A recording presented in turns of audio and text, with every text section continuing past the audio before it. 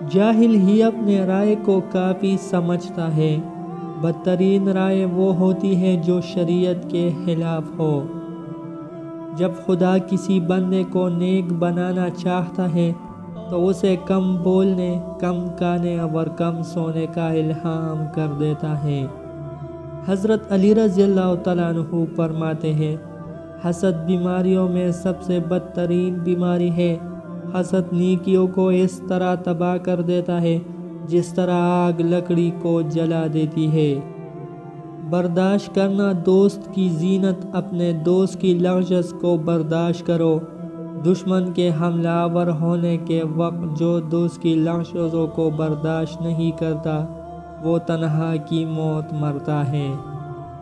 جو شخص یہ جاننا چاہتا ہو کہ خدا کے نزدیک اس کی کیا قدر و منزلت ہے تو اسے یہ دیکھنا چاہیے کہ گناہ کا ارتکاب کرتے وقت اس کے نزدیک خدا کی کیا قدر و منزلت ہے۔ اگر توکل سیکھنا ہے تو پرندوں سے سیکھو کہ جب وہ شام کو واپس گھر جاتے ہیں تو ان کی چونچ میں کل کے لیے کوئی دانہ نہیں ہوتا۔ تمہارا ایک رب ہے پھر بھی تم اسے یاد نہیں کرتے، لیکن اس کے کتنے بندے ہیں پھر بھی تم کو نہیں بھولتا۔ حضرت علی نے فرمایا، جو شخص موت کا منتظر ہے تیزی کے ساتھ نیکیوں کی طرف دوڑتا ہے۔ بھائیوں کے حقوق ضائع کرنے سے اللہ تعالیٰ اپنی رحمت کے دروازے بند کر دیتا ہے، اور برائی کرنے والے کے ساتھ بھلائی کرنا ایمان کی کامل ہونے کی علامت ہے۔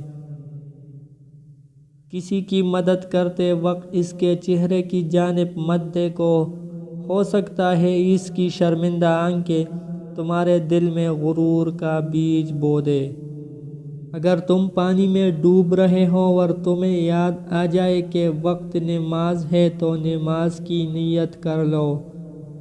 کسی انسان کو دکھ دینا اتنا آسان ہے جتنا سمندر میں پتھر پھینکنا، مگر یہ کوئی نہیں جانتا کہ وہ پتھر کتنی گہرائی میں گیا ہے۔ اگر تمہاری ہمت اتنی بلند ہے کہ لوگوں کی اصلاح کرنا چاہتے ہو تو پہلے اپنے نفس کا اصلاح کرو۔ دکھ میں کبھی بھی پچھتاوے کے آنسو نہ بہاؤ، کیونکہ تم وہ خوش نصیب ہو جس کو اللہ نے آزمائش کے قابل سمجھا ہے۔